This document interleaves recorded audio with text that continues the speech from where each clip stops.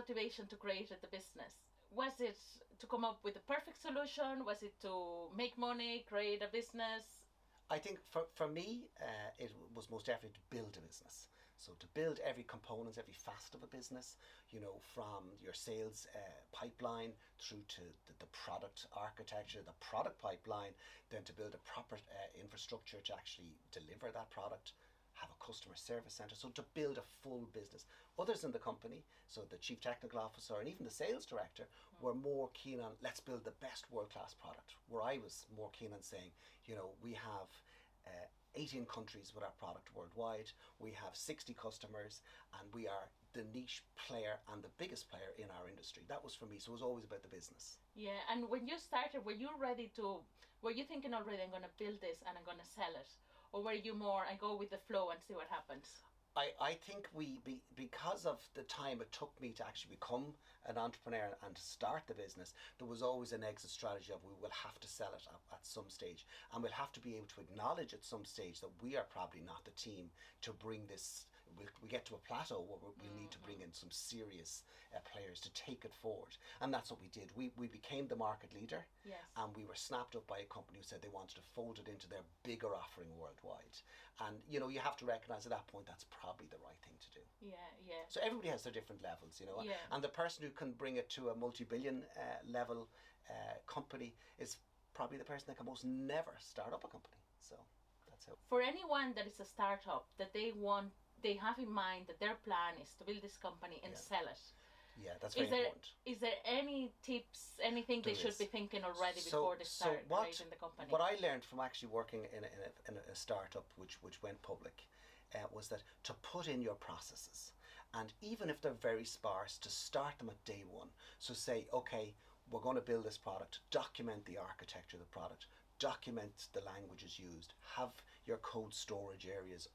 The same with the sales process. What is your pipeline? How do you define your pipeline? And then keep adding to those processes. So when you go to what's called due diligence, when a third party company comes in to either invest in you or to buy you, they say, okay, how does your business run? You'll say, okay, well, let's start with, you know, the product development cycle. This is how it works, and you lay it out, and it's all very straightforward. You say, okay, even if there's holes in it, they'd say, God, these guys have a plan. And then you go on to the sales pipeline. How do you calculate or how do you forecast your sales?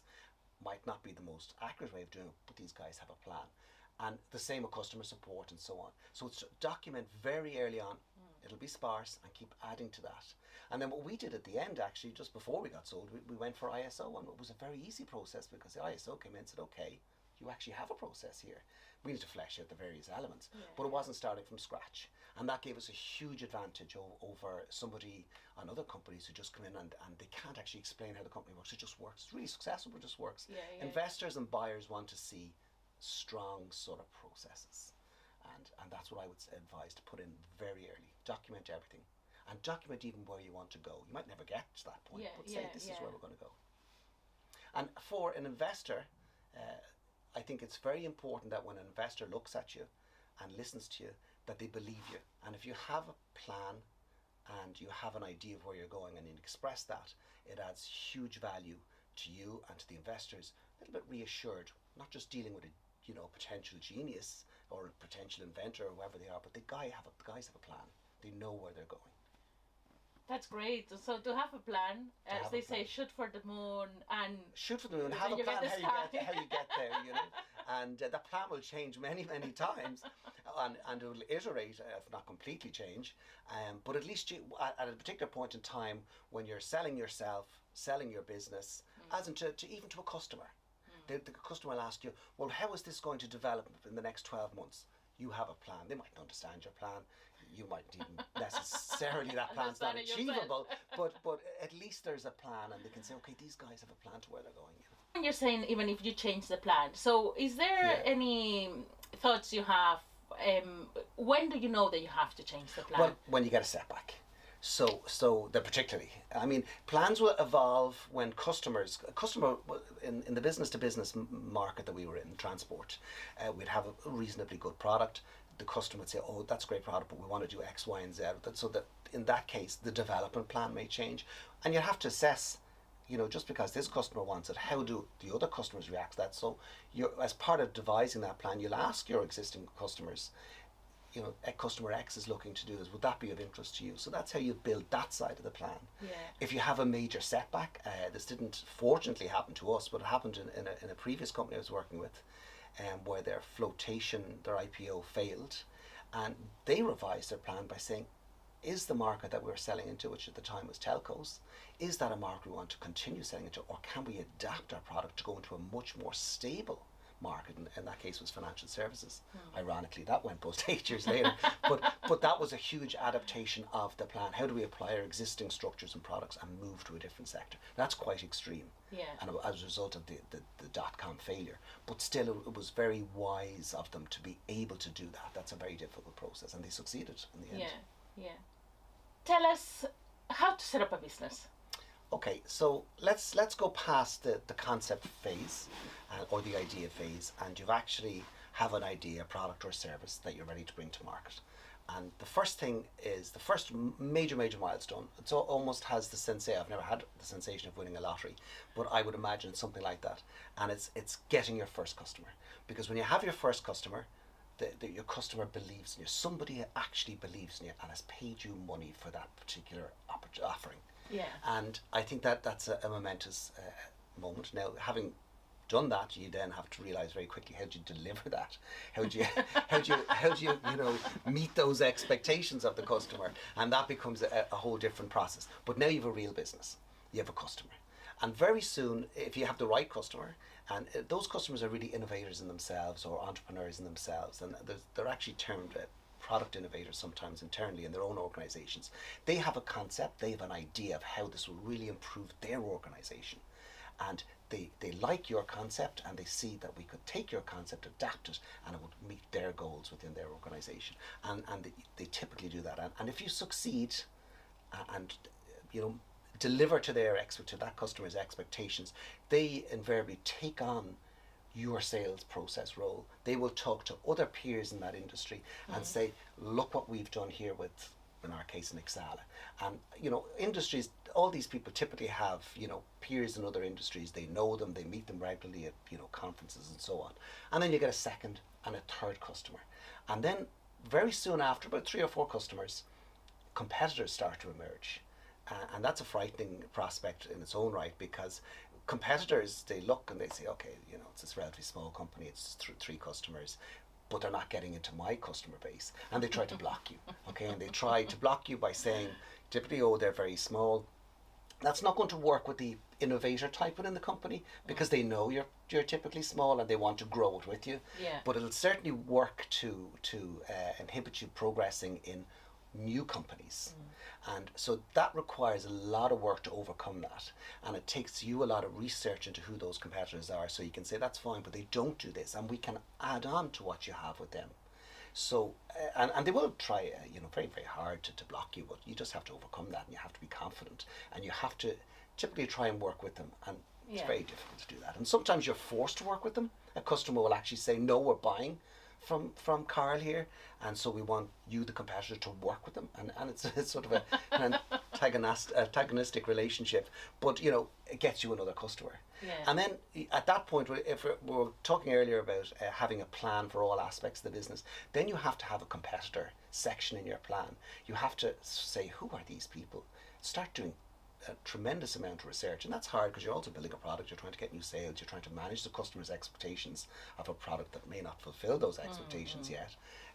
You may have users ringing a support function looking for help, and there isn't a support function at that. So all of this is spinning around, and so, but you still have to take time to say, who are these competitors? What do they do? Try and understand what their product does. In some cases, if your customer also uses them, you can ask them, what are the weaknesses of customer or company X's product?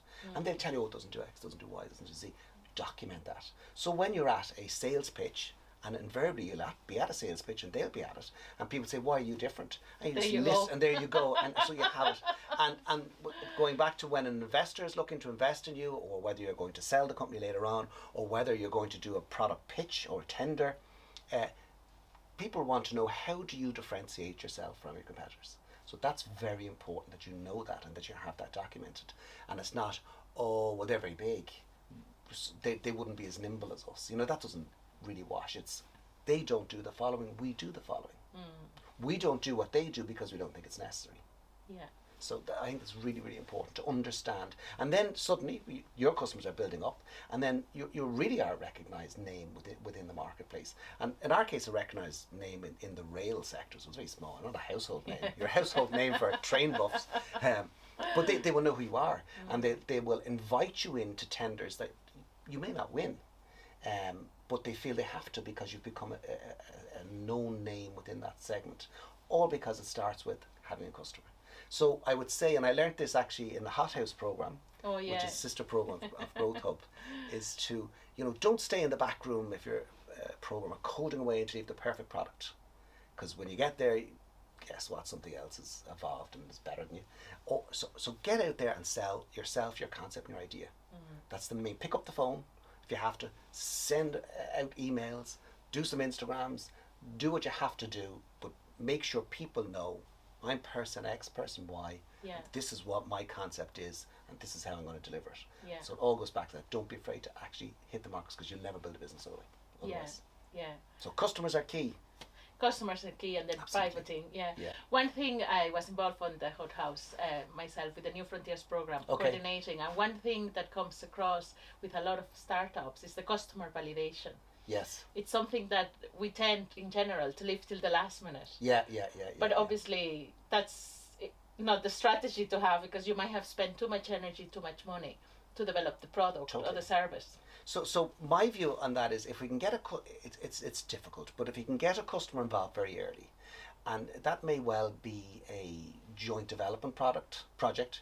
So whereby you get, this is a good way of getting customer actually, where you convince the customer, okay, this is what I'm going to do, but I'd like you to even partially fund it, even if it's a minute amount. At least they're then the first customer.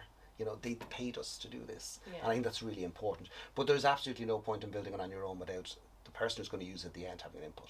So in the early days and even in the latter days with us, we still had major modifications, paid modifications to our product set, because customers wanted advancements. We thought they're great ideas. We validated against other customers and said, and if you're going to pay for it, in some cases we jointly paid for it, but mostly they paid for it. Yes, that sounds like the perfect model, isn't it? Yeah, but you have to be reasonably established to get to that phase. But customer validation absolutely key. There's no point in building something. I mean, okay, there's we have the Elon Musks of the world who invent stuff and says I'm going to send satellites to space and so on, and people think that's crazy. But he's a very established investor and investee. And so that's different. And he's unique. There's only one of him.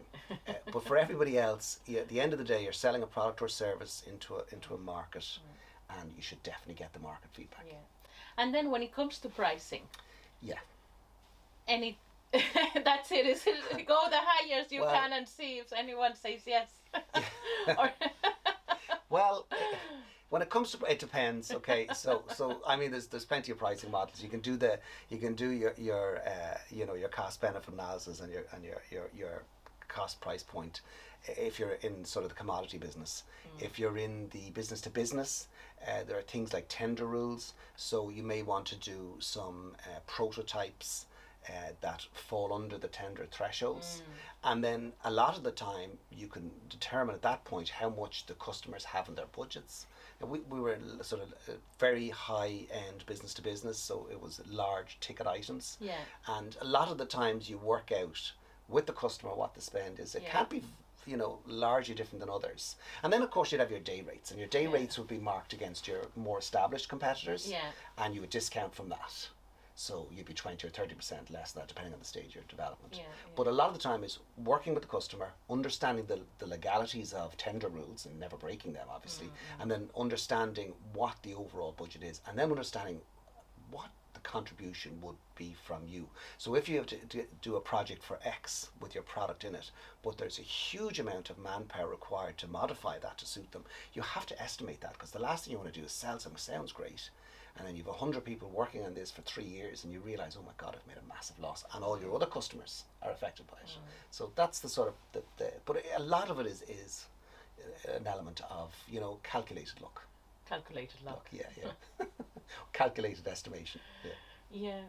And when it comes then, when you realize that you have to let it go, so you've built up your little baby, and you have to let it go.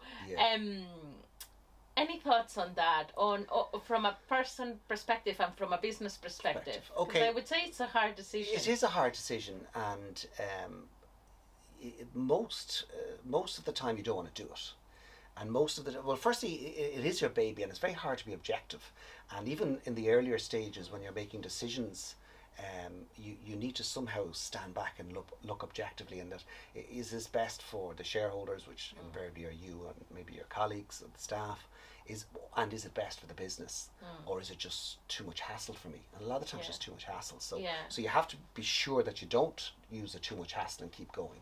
But you justify, or try to justify, a lot of the times when not to let it go. Next year will be a bumper year, can take a big bonus, and so on. But I think that you need to also somehow realise that when you get to the stage where you're actually competing in big tenders against really big players, I mean the top players in the world who do multi-sector solutions, you need to realise, can you build at that level? How long more can you compete with those guys? I mean, you've done well, you've won 5 or 6 customers, but they're winning 100, 500 deals a year. How are you going to get to that level? And are you the right person? Invariably you won't be the right person, because, for example, the head of a big multinational probably didn't start it from scratch, and most of them don't. Most of them are done through acquisition. In fact, Trimble Navigation bought us. All of their business is about acquisitions. They just buy multiple companies and stick them together. So you have to realise, are you the person to bring this truly global? You might be doing really, really well, many millions in revenue, but are you to bring it into the sort of 100 plus million, 200 plus million, 500 plus million? And invariably the answer is no, your team isn't. You don't have that expertise, and that's the time when you need to realise, is it time to move on? Other things are pure luck. We had a situation where we sold before Brexit, which was would have been major impact, because the UK was about 20% of our business. You could write that off, or somebody looking at buying you would write it off straight away, even though it may not be gone. It's just the risk factor. Was Ireland going to follow the UK in Brexit? And all these questions from an American perspective is unknown. So there's an element of luck to it as well. But I think if the timing, but we decided the timing was right, and we went to the market to look for a buyer. So, so we were approached over many, many years by many players, and it wasn't the right time. And then we had a conversation, we sat down, and we said, I think this is the time to go. We're really competing at a high level. Let's go to the market. And we went out.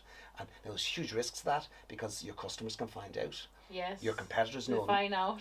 Your competitors know immediately, because your corporate finance people contacts them and said, did you know Nixala is for sale? And so they know.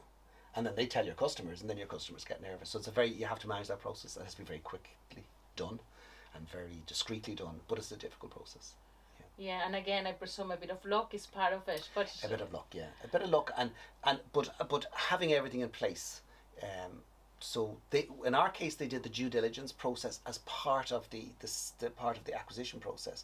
So it was done in parallel. So it wasn't a big due diligence, and then they say, oh, we're going to buy it or not. They gave us the heads of terms, and then they did it in parallel, and they did it because they were able to, because we had all those processes in place, starting from the day we had only one customer. We had everything in place, and that's a very important part of it. So really, more than luck is to be very strategic and have your plan, and who do you contact, how fast, be aware that it has to go super fast, and be very, in our case, because we'd been involved, all of the management team was quite an established management team at this stage, so there were, we had a proper 12-15 people involved in the running of the business daily, and it was to take the right people out of that team and leave that team running the business absolutely as is, still growing, still selling to customers, still supporting customers, still having new customers on the pipeline, because what an acquirer wants to do is they want to see, the sales process, your revenue is dipping, because then they can start negotiating on price.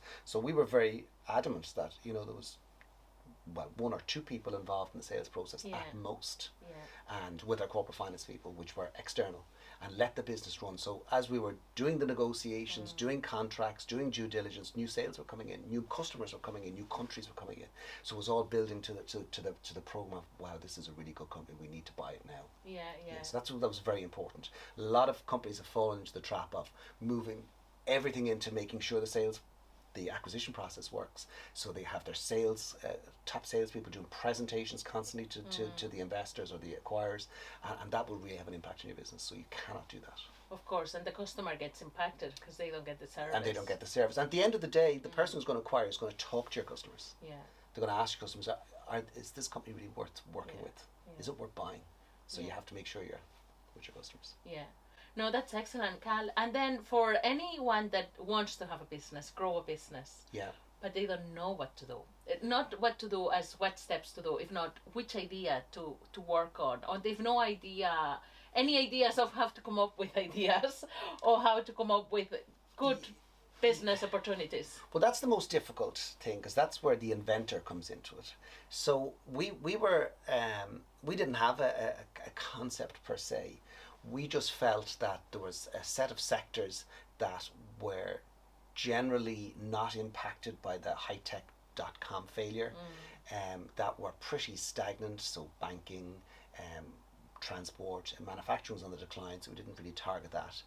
We found transport was interesting, so we just trying to find out who are interesting players in transport, and were there any new companies. So as it happened, there was a rail company that had just started, owned by a very big German firm, but it just started in the UK. So we just contacted them and said, we're really interested there, we'd like to work with you, we could with the following technology skills. And so that helped us identify a product opportunity. Now, we were lucky the person we met was one of these product innovators, and he wanted it built the way he wanted, so we were able to work with him on that. Oh, excellent. But I think that's one way of doing it. Another, which is probably more difficult, is to look at what's in the marketplace and say, okay, how can we make that better? And I mean, to a certain extent, you know, Apple have done that for years. Microsoft sort of did it. Is, you know, what's out there, but how could we do it slightly better? That can be difficult because you have to build something from scratch. Alternatively, you can look at how can we add something to an existing product. So how can we do a bolt-on? A lot of people have done very well doing bolt-ons to existing large products. SAP is an example. There are literally thousands of startups doing add-on to the SAP systems. SAS is another one. So IBM actually builds businesses around other people's products, even though they're that large. So that's one way of doing it. Or if you have a good idea, some people have great ideas. Just go and ask the marketplace. And you risk, you know, it being copied. But the reality of it is, if you've thought about it enough, thought about how it's going to add value, most people are not going to copy or rob your idea because they've got their own agenda, they're doing something else. They think it's really interesting and we could do that ourselves, but they'll never get to do it themselves. And you can say, well, I'll work with you to get it very quickly. So that's another alternative. And you said, like, you thought about it and then you do it. Yeah. What's that step? When do you decide, I thought about this enough, this is now time to go and do it? Because you could think and think and think for... I think that's very hard. So for years. You could think for years, yeah. I think when you run out of personal money, it's a good point to say, okay, let's go and see if anybody wants this or anybody will do it with me. But that's the biggest, I don't know, that's the conundrum. We started because we had a plan, we had worked in the industries, and we said we can do this. So it was a clear decision point for us.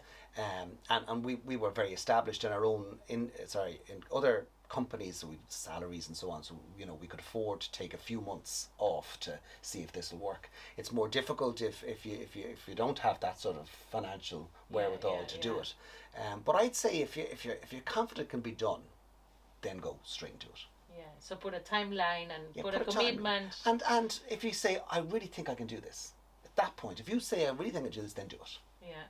You know, or if you think I have a lot more to think about, then it's probably not the time to do it. If you don't have cash and if you're not confident enough. Yeah. So it's a tricky one. It's a tricky one. Yes, it's a tricky one. But I wouldn't rule out young entrepreneurs who have an idea, working on their idea in the background and getting some work experience with either a startup or an established business, because the learning, what you learn in somebody else's business will apply to yours at the end of the day.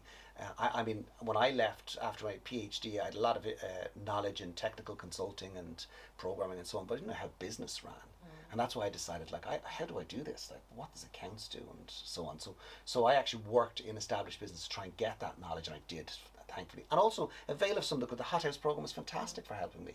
Gave me access to information about patents, about sales and marketing strategies, about planning your pipeline. There was so much in there. Now, a lot of it I knew, but a lot of it I didn't know. So take advantage of some of the courses and grants and offerings that are out there. You know, you can never learn too much. And I presume as well the network. Because then you're not on your own as such trying to get your idea to the next stage. True. The only thing about us with our networks, we never exploited the Irish network because there's nobody here to buy our product. We were dealing in the concept of high-speed trains and their maintenance and putting diagnostics on those. And obviously Ireland doesn't have high-speed trains. Not yet. No, Irish Rail became a very good customer of ours. They did become a very customer of ours. But in the beginning days, it was really how do we focus on where our customers are, and primarily it was in the UK. And the reason for us for that was when they speak English, which is very important, because it means we didn't have to hire people in Germany who speak German and so on. And secondly, there's a lot of flights to the UK, and at the time you could get to Nottingham or Derby for €20 with Ryanair, and still can probably.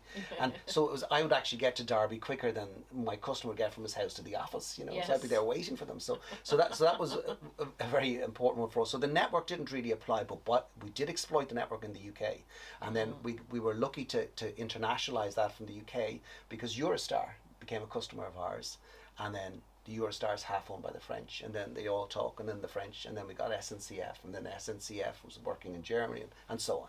So that's how we exploited the network, but it wasn't really useful in Ireland because there's nobody here really in Ireland that was of value to us at that point in time. Yeah. Thank you so much, Karl. It was a pleasure having you here, and I hope to have you again for a second version of our interview. Absolutely, and we look forward to many entrepreneurs coming out of GROWTHhub. Excellent. I think it's a fantastic initiative. Thank you, Karl.